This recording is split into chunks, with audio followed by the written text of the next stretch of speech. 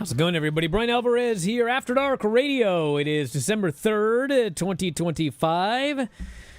Every Wednesday, 2 Pacific, 5 Eastern, we are here to talk all of the news in, well, everything weird in this world. And we got a fun show coming up here today. I guess you can call it a fun show. The stories aren't always fun. The trail went cold. Robin Warder is our guest here today. We're going to talk about some true crime. And thankfully, I've got this confirmed because about 2 minutes ago, I realized that all this morning I'd been texting the wrong number, and I hadn't heard anything back, but I figured that out, and I have now the right number, and we're all good to go. So Robin Warder is going to be joining us here today. We'll talk maybe some holiday-type true crime as Christmas is coming, and that'll be the plan for today. We'll have guests on and off through the rest of the month. I know there's a lot of weird things to talk about, which I'll try to get into over the next couple of weeks. At least 2 documentaries have recently come out. Age of Disclosure, which a lot of people are emailing about, and David Paulides has a new Bigfoot documentary, which came out on Monday, I believe. I think both of these are available right now on Amazon Prime. I'm going to try and watch them this weekend if I get a chance. It's a busy weekend in pro wrestling, but I'll do what I can. But David Paulides was actually...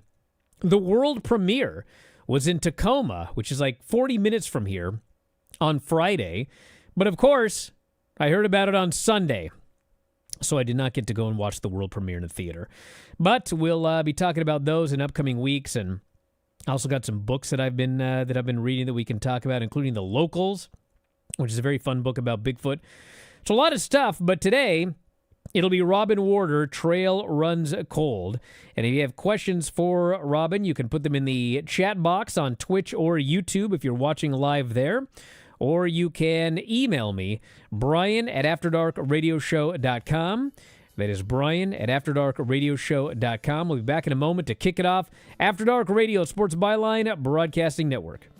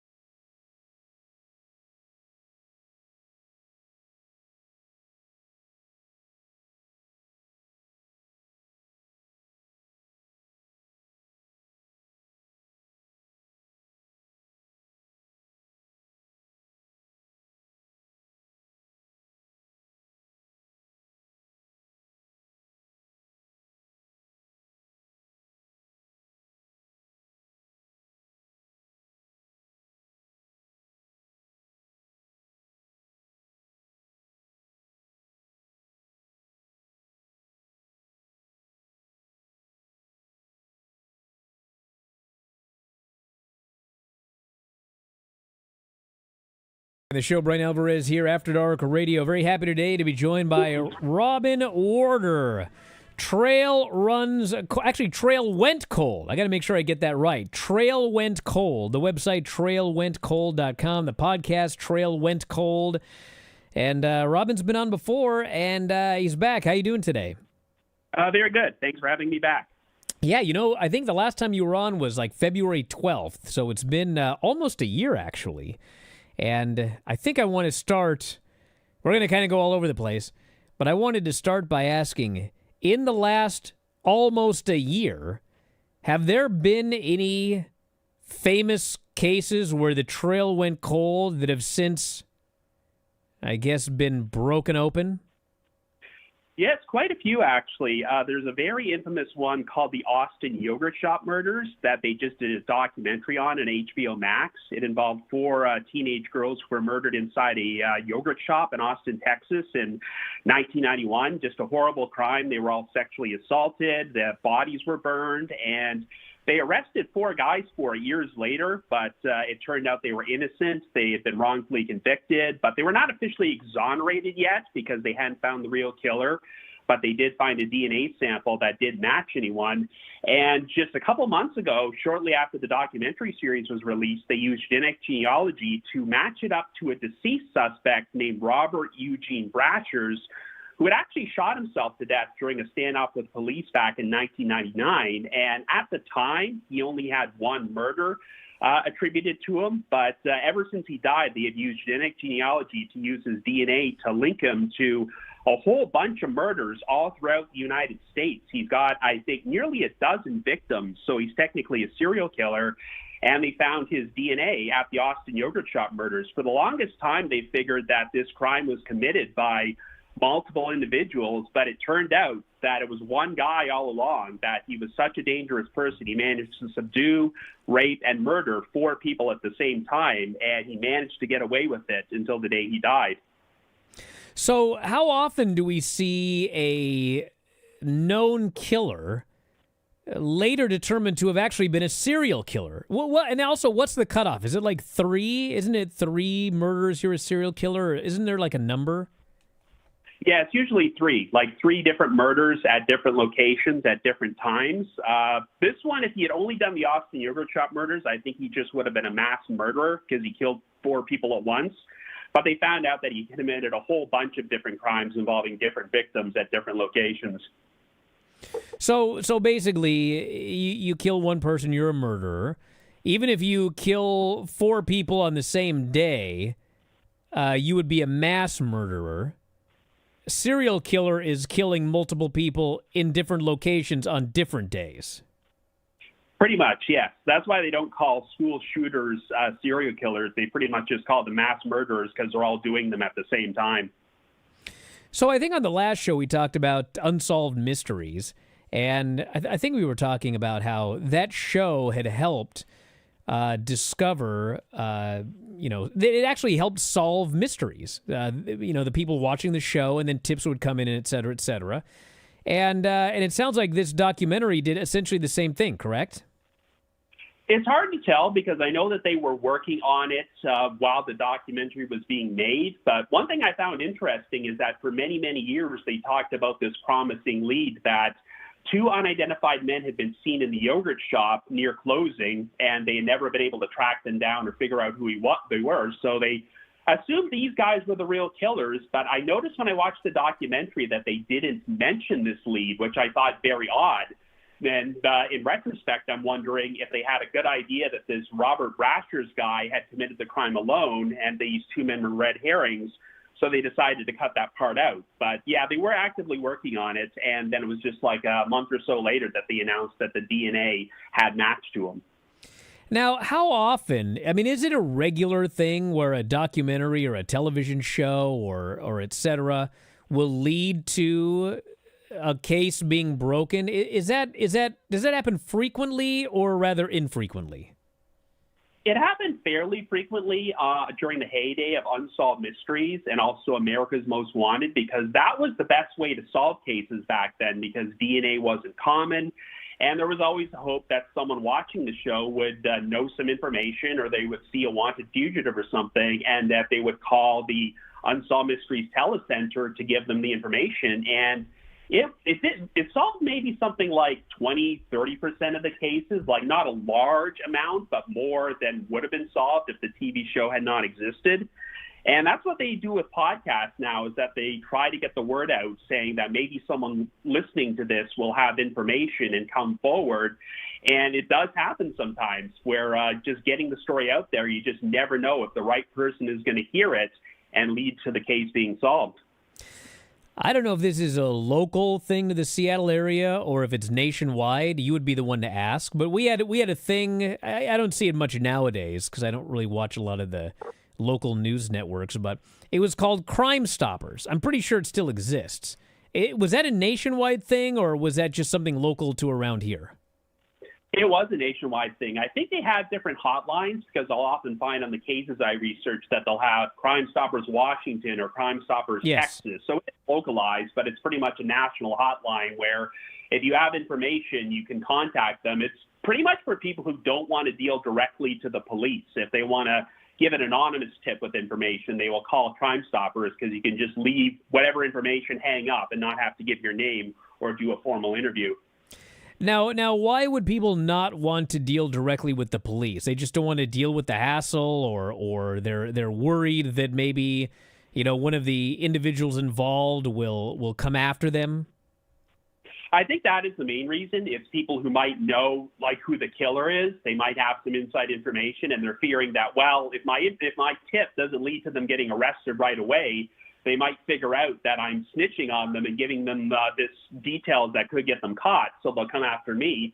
And there's some people who might have their own personal reasons, like maybe they've committed a crime in the past, or they have an active arrest warrant. So, and their conscience still gets the better of them. They want to help solve another crime, but they don't want to actually come in and speak to the police for fear of repercussions or causing problems with their own legal situation. I can only imagine working on like a Crime Stopper hotline, or being one of the individuals that has to go through the tips, because sometimes you'll hear about a crime, and then it ends up getting solved, and then you start reading about it, and the story will always start with, there was Crime Stoppers or whatever, and we received thousands of tips. And it's like, thousands of tips. And then you start to realize that, like, probably a large percentage of these tips were, I don't know what. It seems like sometimes people call in and make stuff up. Some people maybe think they saw something, but they didn't. It must be a nightmare to have to sort through all of these tips. Yeah, I have actually seen interviews with people who used to work on the Unsolved Mysteries Telecenter back on the day when it aired on TV. And they said that a lot of the time they would get information that was useless, like they would see a composite sketch of an unidentified suspect and say, oh, I think I saw a guy like that in the grocery store last week, but it isn't anything useful that will help solve the crime. So they would have to weed through a lot of stupid tips that were useless before they got something good. And someone even shared a story once that someone actually called the Unsolved Mysteries Telecenter wanting to leave a message to Robert Stack, the host, saying that, I used to play golf with him back in the 50s. Can you give him a message and let me know that his old friend is calling? Wow. That seems like a poor usage of that tip line. Yeah, definitely. Well, it's also interesting, too, because, I would always see those Crime Stopper commercials, and they're very short. They're like 30 seconds. And, I mean, sometimes the stuff is so vague, and they have a reenactment, and, like, I just watch it and go, how could anyone determine anything from this reenactment or the tiny bit of information that is revealed here? And then it turns out that this actually helped, like, solve the crime. And it's always kind of astonishing to me that and it's the same with, we can get into this after the break, but when they do the artist drawing of the suspect, and sometimes you look at these drawings and it's like, they're so ridiculous that you almost laugh. Like, what is this picture? Who could? And then it turns out that it actually helps capture the criminal. It's really amazing. And I want to talk to you about that when we come back from the break, but we are going to head to a break. So when we come back, we'll talk about police sketches and also, I guess, solving a lot of these crimes with seemingly very little information. Back in a moment with Robin Warder, Trail Went Cold, After Dark Radio, Sports Byline Broadcasting Network.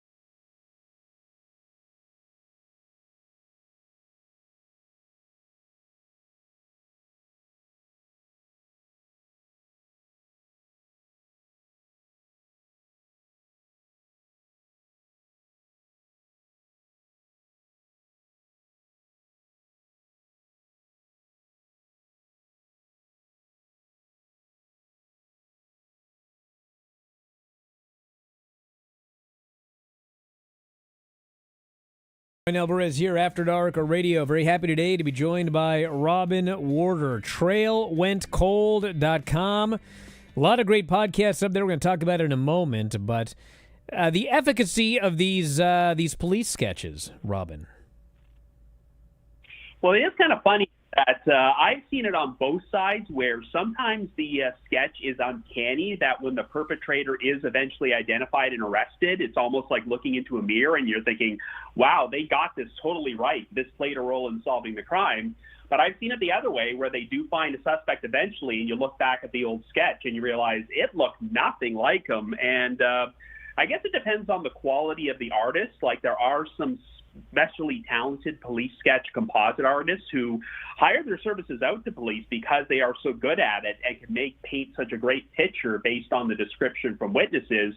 But there are other cases where I guess the sketch artist isn't very good, or possibly the witnesses even misremembered what they saw, because human memory is infallible. Sometimes you can misremember details, and I think that happens sometimes, where they'll do a sketch of a suspect, they'll find the right guy years later, and you'll find out, wow, this didn't match the witness's description at all. Well, obviously around here, one of the most famous unsolved mysteries is D.B. Cooper. And, of course, there's a very famous police sketch of this Dan Cooper fella. And it's funny because even today, whenever there's a new claim, we've discovered who D.B. Cooper was, people always go, well, it doesn't look exactly like the sketch or whatever. And it's kind of like, well, we don't really know how accurate the sketch was. So it's kind of hard to determine, based off the sketch, if we should be, seems like there should be stronger evidence than just the police sketch. Yeah, the D.B. Cooper one is a perfect example, because one of the guys who's been looked at as one of the most promising suspects is a guy named Richard McCoy, who attempted a copycat skyjacking just a few months afterwards, and he wound up getting caught and going to prison and was killed during a shootout with police. But you look at the photographs of him, and he's a dead on for the composite sketch of D.B. Cooper. So you're thinking it has to be the right guy. But they interviewed one of the flight attendants who was on that flight and said, you know what, the original sketch of Cooper really isn't all that accurate. It doesn't really match up with my personal memories of seeing the guy. So then you're thinking, oh, maybe it wasn't McCoy, because the sketch isn't as accurate after all. Yeah, the thing also, D.B. Cooper, famous skyjacking in the early 70s. And, I was reading about, there was a heyday, so to speak, of skyjackings. For those of you that are young, don't even remember pre-2001, but, pre-9/11, security was nothing like it is nowadays. And you go back to the 70s, it was like, you would buy a ticket and walk onto the tarmac and get out like you're getting on a ferry. There was no security or anything. And I was reading how, during this period, there were like hundreds of skyjackings during that period, like virtually one a week. And I always was kind of trying to wonder, well, why was the, D.B. Cooper one so famous? And I guess it's because he's the only one that got away. Is that correct? Only one that I know of, yeah. And that's because of the big mystery, where you don't know if he survived the jump and what happened to the ransom money that he collected, because they found some of it in a forest, but they didn't find all of it. So they've always wondered, did he lose the money? But if he did, then where's the rest of it? Did it scatter around that far? And that's one reason people have suspected that Richard McCoy could have been Cooper, because they wondered, did he drop the money when he parachuted out, but wind up surviving, so he felt he had to do it again a couple months later, and that's why he wound up being caught? Or was Richard McCoy just a copycat who saw that Cooper got away with it and thought he should try it as well, and then just did his own skyjacking? On it's kind of a tangent, kind of goes into pro wrestling, but there's a promotion, AEW, and they do these very, very bloody matches. There's blood and barbed wire and violence. And, sometimes you'll hear people say, well, this is going to turn off the women's audience. But, is it not true that when it comes to true crime and reading these books and watching documentaries of these horrible, vicious crimes, it's like tons and tons of women are fascinated by this topic?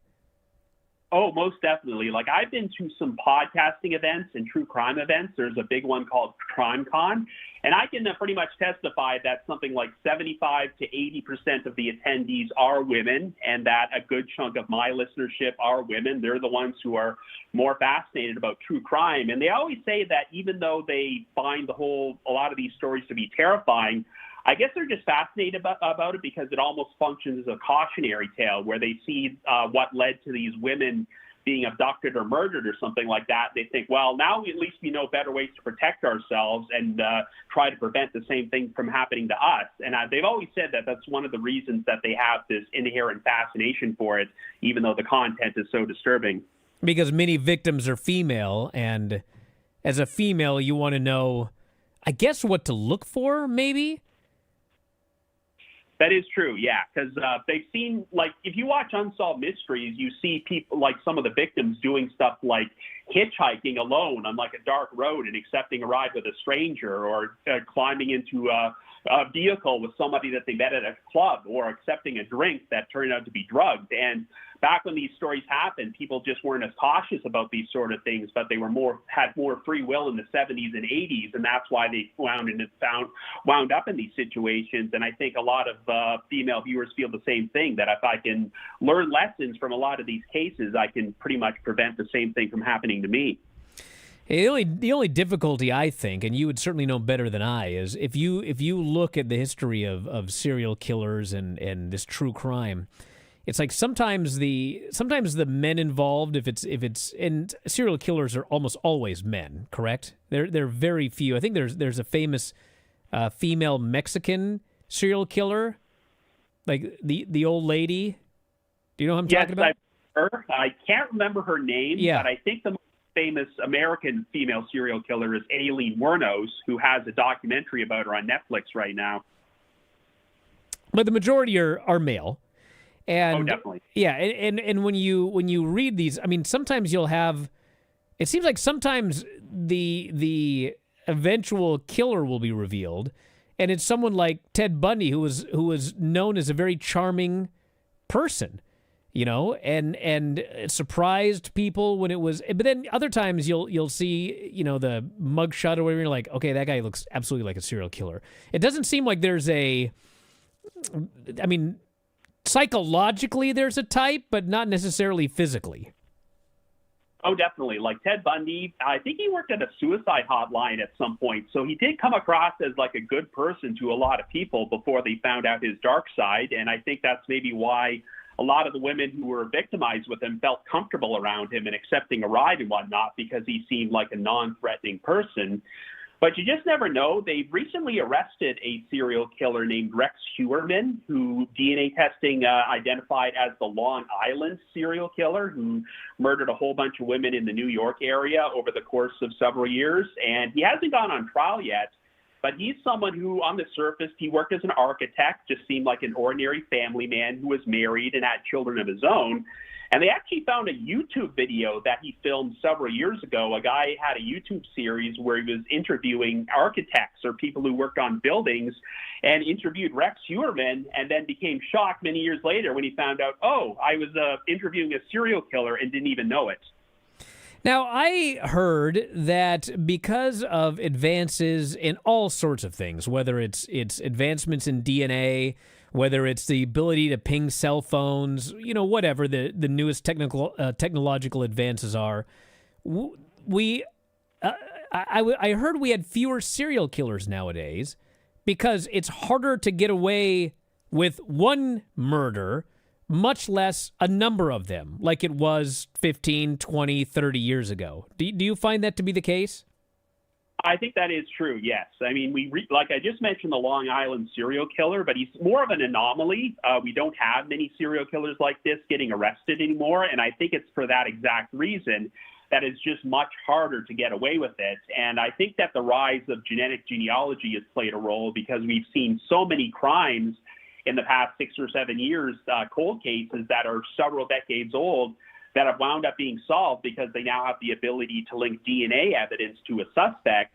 So we've seen multiple examples of these men in like their 70s or 80s who committed a murder or multiple murders years earlier and thought they had gotten away with it, and then they wound up being arrested because this old DNA evidence wound up implicating them. And I think that's kind of a cautionary tale that it's very, very difficult now to get away with a murder without leaving any incriminating evidence behind.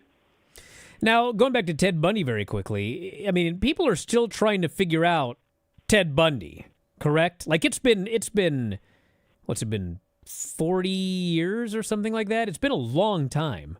But there's still a lot of questions about Ted Bundy. Oh, yeah. Like he was executed in 1989, but they've always been suspected that he murdered more victims than he let on, because it sounded like he was holding back information because he was thinking, well, if I keep like not telling them about all the murders I committed, maybe they'll put off on executing me so I can drag this out for a long time. So there are some unsolved cold cases from like the 70s where people have always wondered, could Ted Bundy have been responsible, and was just never implicated. I know that I covered one on The Trail Went Cold about the disappearance of a 12-year-old girl named Lynette Culver, who vanished in 1975, and because they never found her body, they were never able to conclusively link Ted Bundy to it. But there are many people who suspect that he might have murdered her and gotten away with it, and they've just never been able to conclusively link him to the crime. All right, we'll have more after the break. Robin Warder is our guest. Trail Went Cold. We'll talk about some podcasts you can listen to as well. Back in a moment with more After Dark Radio Sports Byline at Broadcasting Network.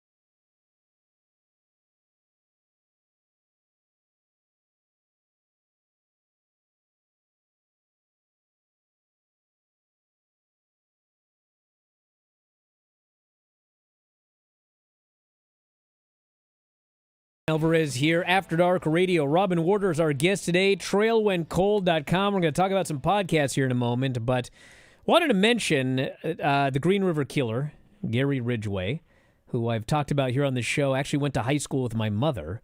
She went to high school with him. And just a couple of days ago, there was news out that he might be near death. He's actually still alive. And then I guess the Department of Corrections tried to shoot that down. But apparently multiple sources are claiming that he's in...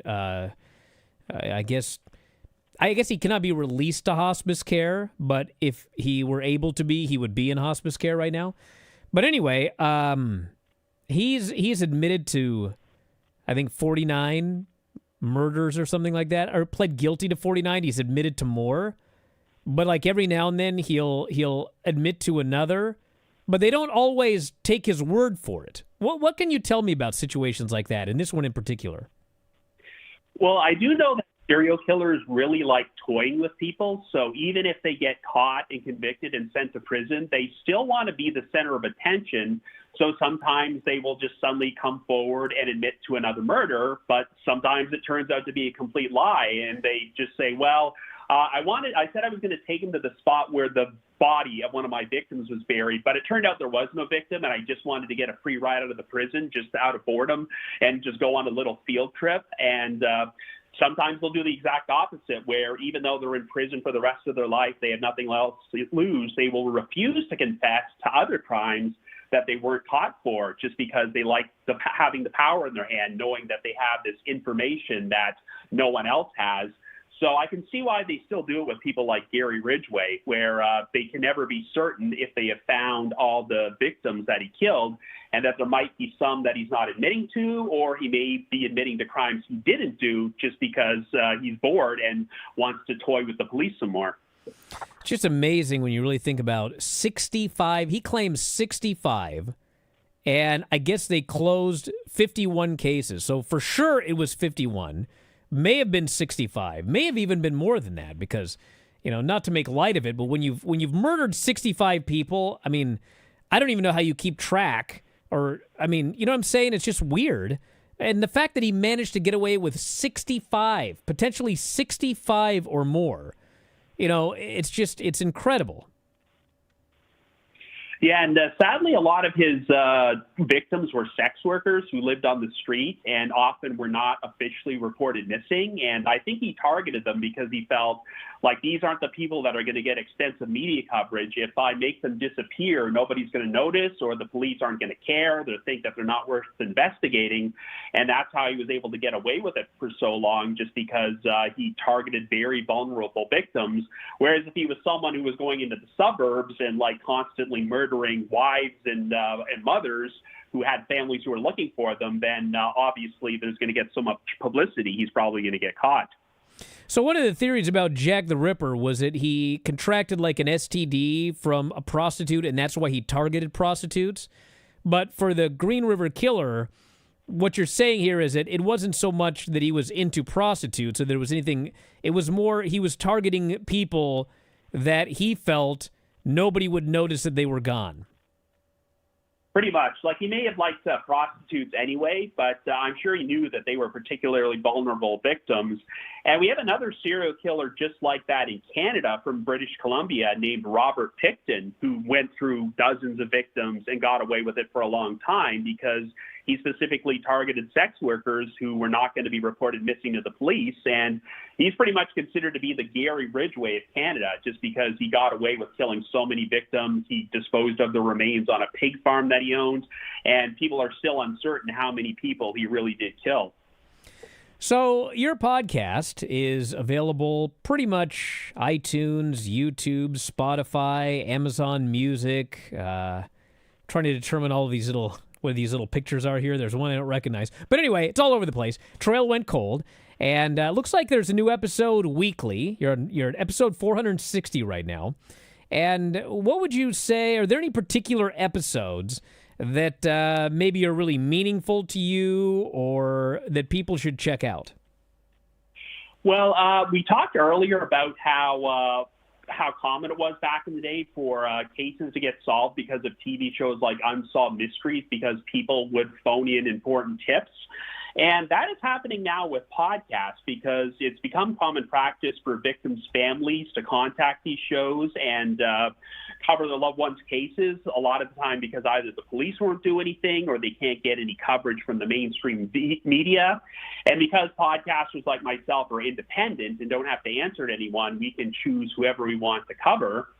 So I have covered a few cases at the request of victims' families, but one that really stood out was when I was contacted by a woman who was asking if I would do an episode about her missing grandmother who vanished all the way back in 1945. Obviously, this person never got to meet their grandmother, but had always been curious about what happened to her. And it was one of those ones where no official missing persons report was filed because you couldn't really pinpoint the exact moment she went missing. She grew up in West Virginia, but during World War II, she decided to move to the town of Shelby, Ohio, got a job at an Army Air Force depot, and then once the war ended, she pretty much got laid off. And ever since March of 1945, no one had heard from her, so they couldn't tell, was she murdered? Did she just go off and start a new life on her own?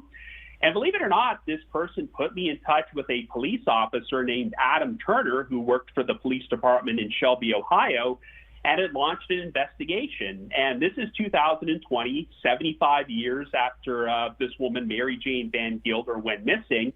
And he had nothing to work with, but he said, I'm going to do what I can, and I think that the best way to get this solved is to get information out there on every outlet I can find. So her case was featured on a number of different true crime podcasts, YouTube shows, and he was kind of holding out hope that maybe the right person will uncover the right piece of information, and that will be the key that leads to this being solved.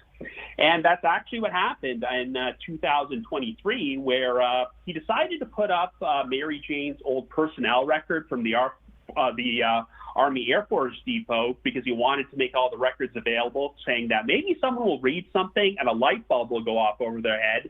And an amateur sleuth saw this name of a person who was listed as Mary Jane's supervisor, and they decided on a whim to type this person's name onto the website findagrave.com, which has photographs of graves all throughout the United States.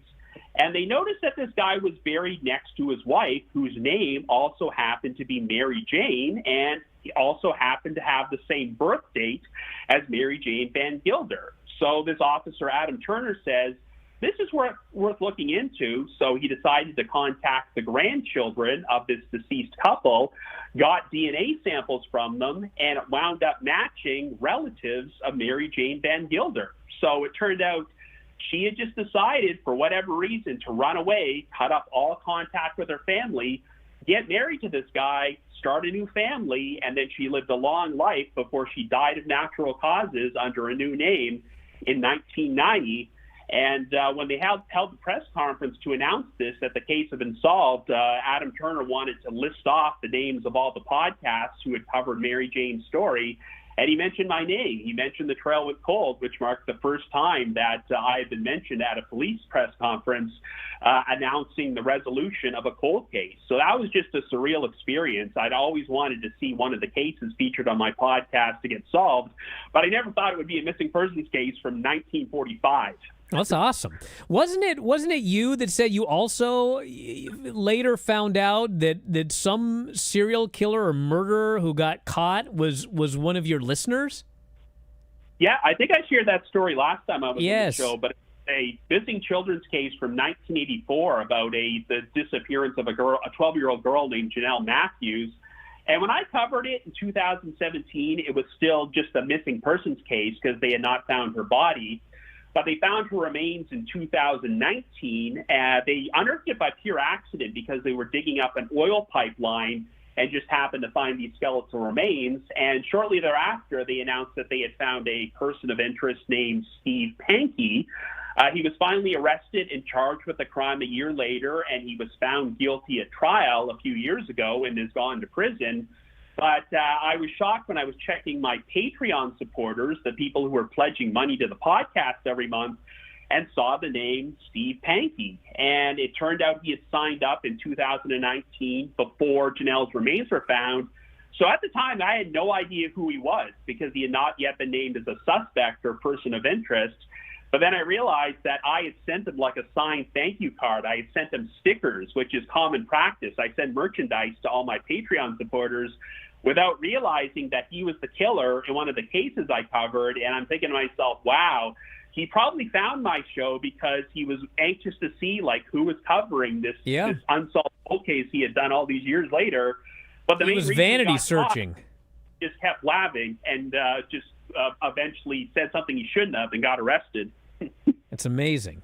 Have you ever, in pro wrestling terms, have you ever covered a case that later turned out to be a work? It was not what everybody thought. Maybe the missing person just went off to start a new life, and it was later discovered that they actually weren't. I mean, have you ever covered anything of that nature? Kind of. I did one about a guy named Robert Hoagland who vanished from Connecticut in 2013. And he was from Newtown, Connecticut. And this is a case that had a bunch of wild conspiracy theories because he went missing only a couple months after the Sandy Hook shooting. So people were saying, oh, maybe he discovered it was a false flag operation and he got eliminated for it, like all this ridiculous stuff that the family had to hear. But it later turned out that he did disappear voluntarily, that we still don't know why, but they found out because he moved to New York State, he started a new life under a new identity, and then he died of natural causes, I think in 2022.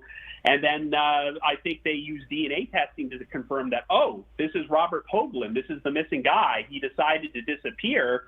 And this was one that got exposure on a whole bunch of TV shows, like Disappeared. It got like exposure all throughout the United States, yet there he was just living under the radar the entire time, and no one put two and two together and realized that he was the missing man.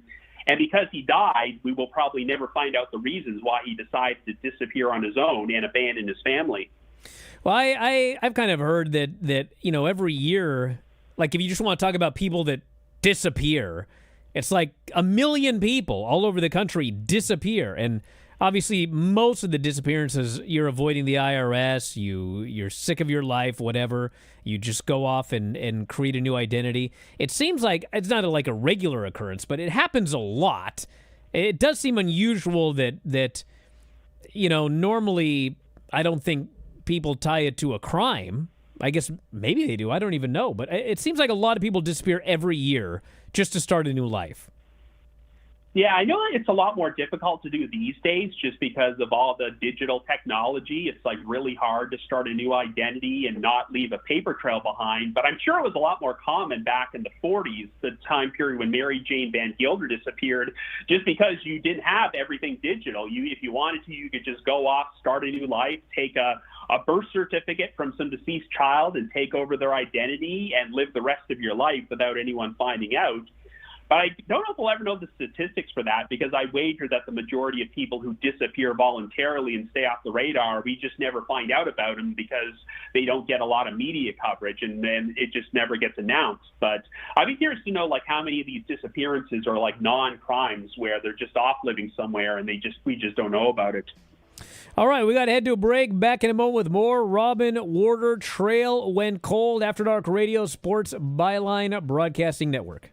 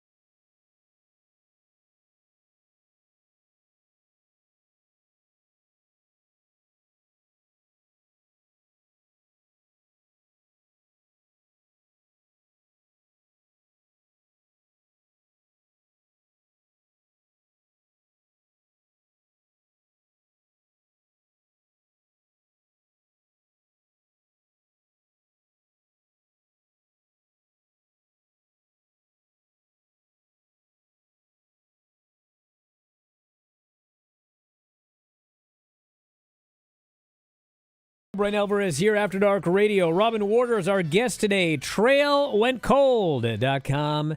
And always have a great time when Robin's on the show. Love talking true crime.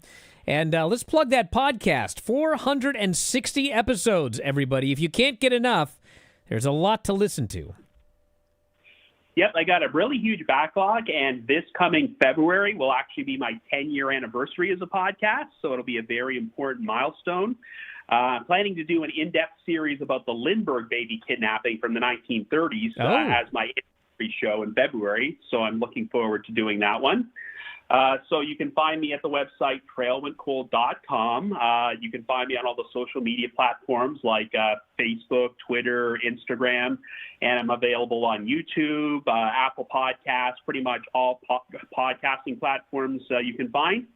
And I also want to give a plug for a documentary that's now available on streaming called Citizen Sleuth about true crime podcasting.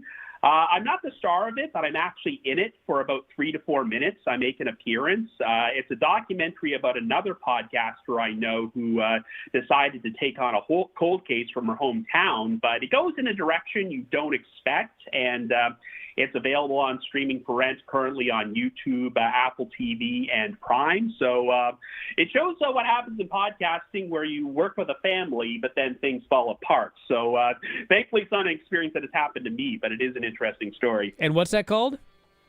Citizen Sleuth. Citizen Sleuth. All right. Well, listen, maybe in February we can get you back on to celebrate 10 years and get some plugs in for the podcast. You should check it out, everybody. trailwentcold.com. Robin, thanks so much for doing the show here today. My pleasure. Anytime. And, of course, thank you all for listening. We'll talk to you next time. After Dark Radio, Sports Byline Broadcasting Network.